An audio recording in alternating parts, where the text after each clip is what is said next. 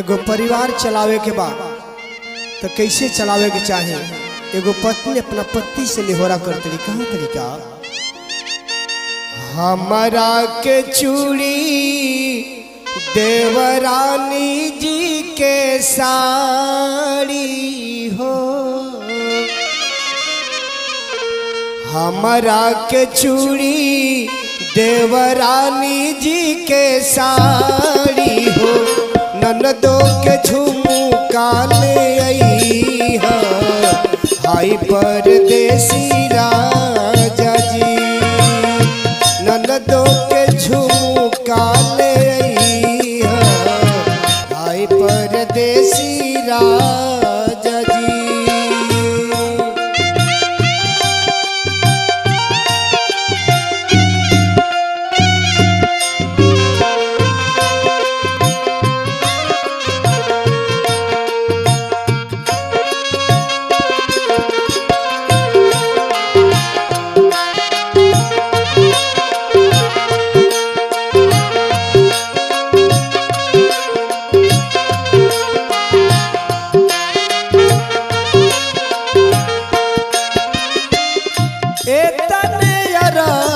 मोरा एतने निहोरा जाल परदेस बात याद रखी हमोरा, जाल परदेस बात याद रखी हमोरा, ससुर जी के धोती सासू जी के सादा चुनरी हो, ससुर जी के धोती सासू जी के सादा चुनरी हो, देवरा के ड्रेस तू पठई है, हाय परदेसी राजा जी, देवरा के ड्रेस तू पठई है, हाय परदेसी राजा जी।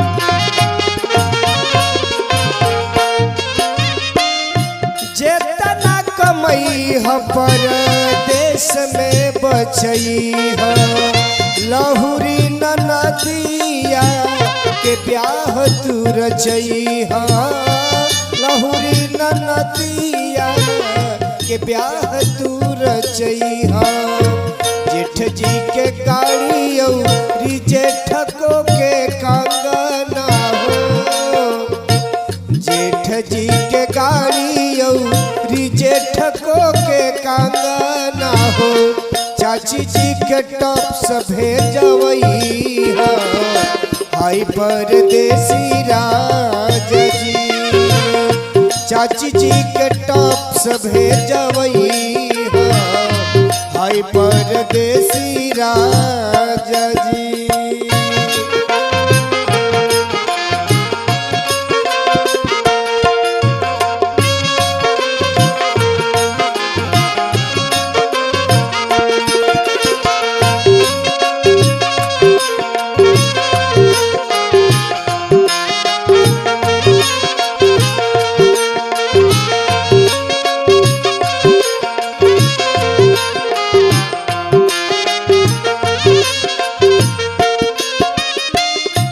यदि बढ़िया लगी तो आप सब चैनल के सब्सक्राइब करो, प्यार दुआर दे।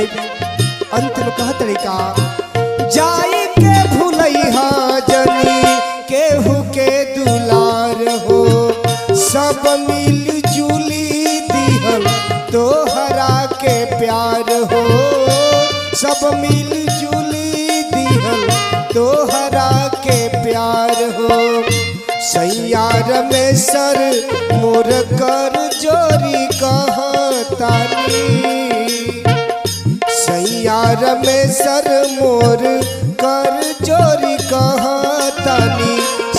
संग जीनी गिनी भैया आई परदेसी राजा जी। सबका संग जीनी गिनी भैया आई परदेसी राजा जी।